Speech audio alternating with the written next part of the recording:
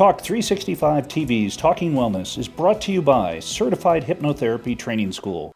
Welcome back, everybody. And Trip Mitchell, you're happy with your present? I am, and a little device like this is very funny. Uh-huh.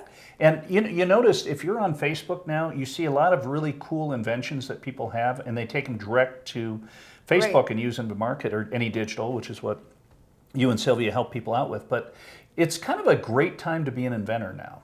Right. Especially if you can figure out how to use a phone and make it multitask.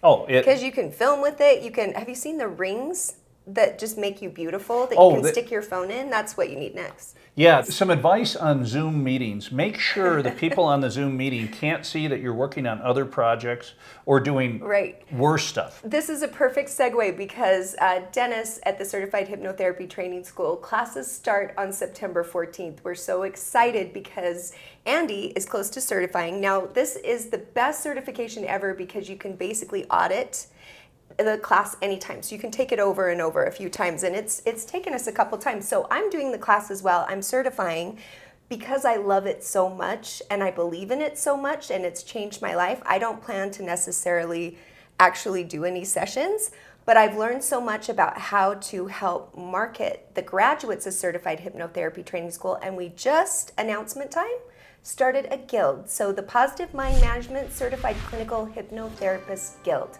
Say that 5 times fast. I tried earlier and I got nowhere. So we are creating a group so when they graduate, there is a way that we can all be together and help promote, and we're super excited about that. So this is Dennis and I. This is an OG back in the day. It's from a couple years ago, but we've done a refresh on it, and all of the content in this segment is so amazing we can't reshoot it because he did such a great job at explaining what hypnotherapy is, what hypnosis is, and it's going to answer all of your questions about why you want to take this school. So check it out. Talk365TV's Talking Wellness is brought to you by Certified Hypnotherapy Training School with Wellness Team expert Dennis Parker.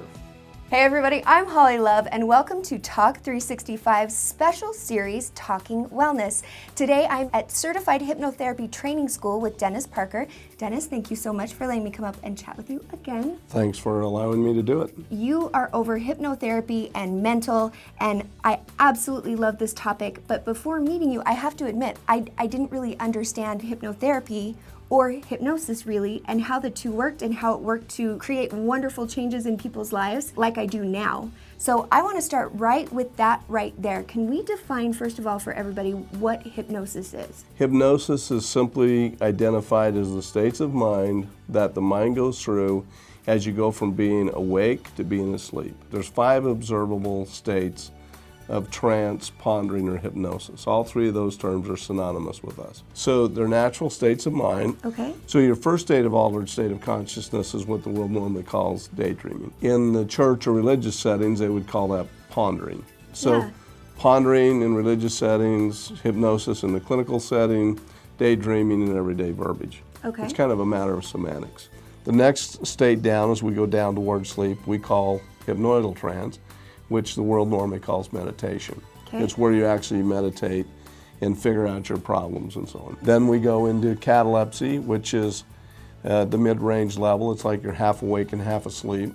It's kind of a hypnagogic kind of state where you know that you could just as easily fall asleep or just as easy wake up. Then we go into what's called somnambulism. And somnambulism is a state where a person is really off into their imagination.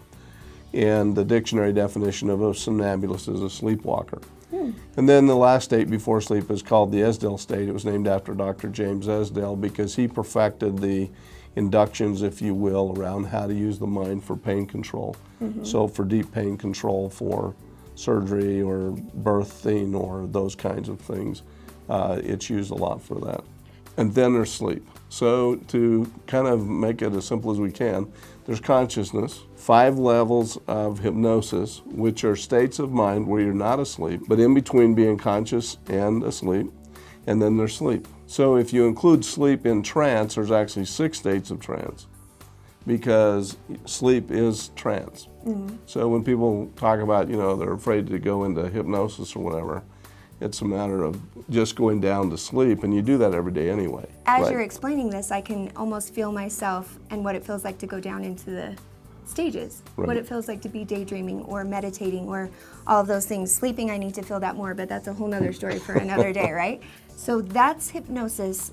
Now explain hypnotherapy, how you're using hypnosis to get great results for people. Hypnotherapy is the use of hypnosis, trance or pondering, to gain subconscious access. Consciously, we all think the same. So if we were experiencing an environmental issue like snow, a snowstorm, consciously we would all wear a coat, change our leather shoes for our neoprene soled shoes, leave for work or school early. We would make those adjustments the same. Where our problems in life come in is in our incongruent, rationalized, stinking thinking at the subconscious level. So when we have a different set of beliefs at the subconscious level than we have consciously, that puts us in conflict. We have opposing forces now. So at that level, that's where people experience stress or discomforts in the form of what people can develop as emotionally induced illnesses or emotionally psychosomatically induced illness. So that's like when you have anxiety, Exactly. you have depression. Yeah. What we're doing in hypnotherapy is we're taking and we're aligning the two minds. Okay. So we want to have the conscious mind be the master or the director, and the subconscious to be in alignment with conscious direction. So now when the minds are in alignment, now we're in what's called being single-minded. And in a single-minded state, now people can move forward towards their goals, their dreams, without hesitation, inhibitions, procrastination. So explain exactly, what does a hypnotherapist do? Our hypnotherapist, what constitutes a hypnotherapist, if you will, is a person learns how to have somebody else go into each one of these levels intentionally and how to maintain them at that level intentionally. And then they know how to match up which therapeutic process works best at each trance level. So basically what you're saying is that is how you are using hypnosis in therapy. It gets really fast results. It's super amazing. It's virtually permanent results. But not all hypnotherapy is created equal because there's certain categories of it. Let's talk a little bit about that and explain what the difference is between coming to someone like you and what other people are doing. Most people get hung up around, what they see in stage antics, because the stage hypnotist needs to create the illusion that none of these people are in my power. So a stage hypnotist is a hypnotist, or you can get a certification as a master hypnotist. That's simply where a person learns how to hypnotize somebody else and has them go down into a level of trance that we just talked about. Yeah, what stage would you say you're in? Like daydreaming, or which of those stages are hypnotists working in? Those people are normally in the fourth level of hypnosis down, which is called somnambulism. Okay. And a natural somnambulist in the dictionary definition is a sleepwalker. And they come up and they want to be part of the show, or they self-select themselves because they want to see what it's like to get the applause or play along. And actually it gives people an excuse to get up and act fun and silly because, hey, I'm hypnotized, I can do Not whatever. my fault. Yeah, exactly. Yeah. So they can have fun with it. Now the next level, as far as what people can learn to do with hypnosis, would be suggestion. Yes. And what's that? Okay, suggestion hypnotherapy, that's about 85% of what most people are doing out there that's called hypnotherapy. Okay. What that does is that a hypnotherapist will have them go into trance, get trance access to the subconscious, and then normally what it does is it overlays the existing predominant thought with a new predominant thought. Okay. That's what affirmations are all about, autosuggestions, metaphor, stories, scripts, guided imagery are all about replacing if you can, but generally what happens is you get an overlay. That's why you can buy a tape and do it at home, right? Yeah. So as long as you're listening to the tape and you keep that as your most predominant thought at that point, then you will make those changes accordingly. But the problem is if the underlying original fixed idea or belief system is still in place, even though you've overlaid it and you're now acting out in a new way, if you receive a stimulus back that's similar to what happened in the original belief and it's still intact, then that becomes a more predominant thought again, and people go back and act that out again. It undoes it. You're back at square one. So now you're back at square one again. And so some people have been to hypnotherapy, as they call it, and they've gotten results for a while, and they say, well, yeah, it worked for like 3 or 4 months. then it just kind of quit. Well, what happens is they had a new stimulus that reactivated the underlying belief. That became the most predominant belief again, and now they act out again with what they did before. It's kind of what happens in yo-yo dieting kind of thing. And as you mentioned, you said that's like 80% of what people are doing out there and calling hypnotherapy, but it is not necessarily the fullness that is hypnotherapy here and what it's capable of doing. And that's the clinical hypnotherapy, and that's where it's really cool. Yeah, in clinical hypnotherapy, we're doing what we would call an age regression and different Gestalt techniques and so on. What that does is, again, gives us access to the subconscious mind, but now we have processes to go back and find out what is that original belief. And we want to go down and we want to destructure, reframe, alter the perception of those memories, if you will, and clean out the weeds of the garden of our mind, we call it sometimes. So we want to go ahead and pull all these weeds out first. So we get all the weeds cleaned out, and now we want to use suggestion, hypnotherapy, and so on to implant those new predominant thoughts At that level. At that level, where they're no longer in conflict with existing beliefs.